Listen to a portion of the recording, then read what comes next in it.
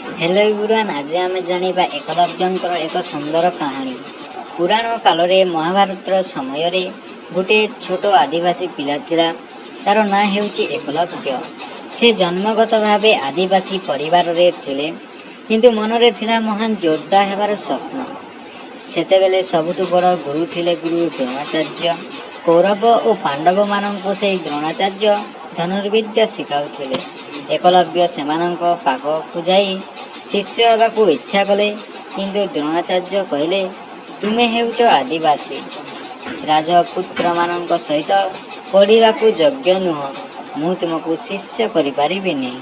यह सुनी एकलव्य मन भांगीगला, किंतु से स्वप्न को छाड़िलेनी।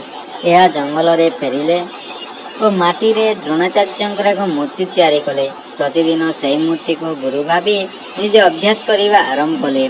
दिने दिने तांको धनुर्विद्या अत्यंत कुशल हो गला। से एकाकी प्रकृति को गुरु करी अभ्यास करुथिले। एक दिन पांडव माने जंगल रे शिकार करने को आसीथिले। सेमानंकर सुना कुकुर एकलव्य को देखि भुकिबा आरंभ कला। एकलव्य कुकुर को कष्ट न दे केवल तांको मुहरे कंटा तीर मारिले, जहारे कुकुरटीर मुख बंद हो गला। पांडव माने यह देखि आश्चर्य हो गले। एमिति कुशली धनुर्धर किए? से माने पचारिले। एकलव्य नम्रतार सहित कहले, मु द्रोणाचार्यंकर शिष्य। यह सुनी पांडव माने गुरु को कहले। द्रोणाचार्य आसी एकलव्य को देखिले और कहले, जदि तुमे मते गुरु भावुच तेबे गुरु दक्षिणा देवाको पड़िबो। एकलव्य सम्मानर सहित पचारिले, गुरुदेव कहतु कौन देवाको इच्छा करुछंती?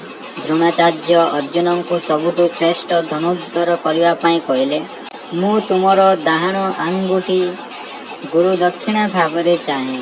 निधि धारण रे एकलव्य निज डाहाण आंगुठी काटी द्रोणाचार्य को देले।